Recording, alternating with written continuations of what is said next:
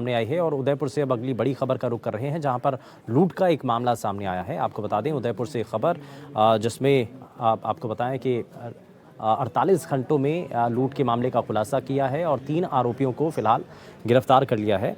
उदयपुर से ये जानकारी है, जहां पर लूट के मामले का खुलासा हुआ है। कानोट कस्बे में 16 मार्च को लाखों रुपए की चोरी का पुलिस ने खुलासा कर लिया है। 48 घंटों में हिस्ट्री शीटर समेत 3 आरोपियों को गिरफ्तार किया गया। घर और दुकान से करीब 150 किलो चांदी, 20 तोला सोना और 2.5 लाख रुपए की नकदी चोरी हो गई थी और इसे फिलहाल बरामद कर लिया गया है। एसपी ने बताया है कि घटना के बाद टीम गठित कर आरोपियों की तलाश की गई थी, जिसमें सफलता मिली है।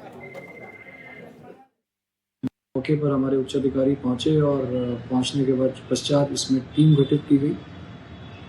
टीम गठित करने के उपरांत हमारे थानाधिकारी कानोड़, थानाधिकारी भिंडर और वृत्ताधिकारी वल्लभनगर, एडिशनल एसपी खैरवाड़ द्वारा आसपास के समस्त क्षेत्रों के सीसीटीवी फुटेज चेक किए गए।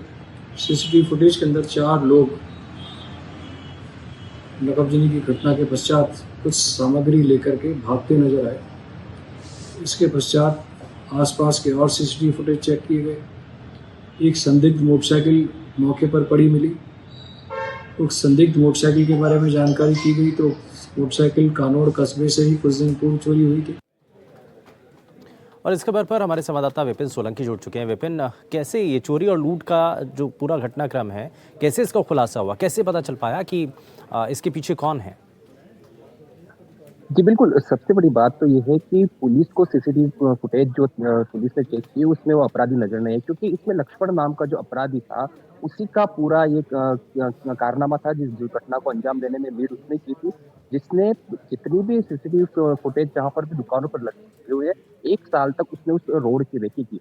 और जहाँ-जहाँ जिस रोड पे फुटेज नहीं लगे, सीसीटीवी कैमरे नहीं लगे हुए हैं, उस रोड का उसने मैपिंग किया और उसी रोड से ये घटना कारित करने के बाद भागे।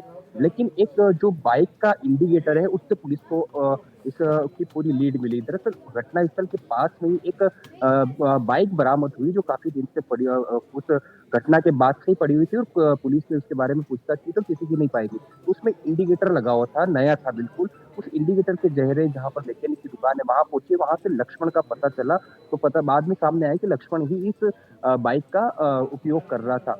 उसके बाद में पुलिस ने धीरे-धीरे सभी आरोपियों को गिरफ्तार किया और सबसे बड़ी बात है, इसमें हिस्ट्री शीटर इसी थाने क्षेत्र का कानूर थाने का हिस्ट्री शीटर है, उसको जब गिरफ्तार किया और उसके जो शरीर पर देखे तो टैटू लगे हुए थे, जिसमें आईपीसी की धारा 302 जो पूर्व में संचालित थी, उसके लिखे हुए थे। उसके अलावा जो क्रिमिनल बैकग्राउंड के जो स्लोगन थे, उसके वो स्लोगन लिखे हुए थे। तो पूरी तरह से 48 घंटों में पुलिस ने इस घटना को अंजाम देने के बाद में खुलासा किया है।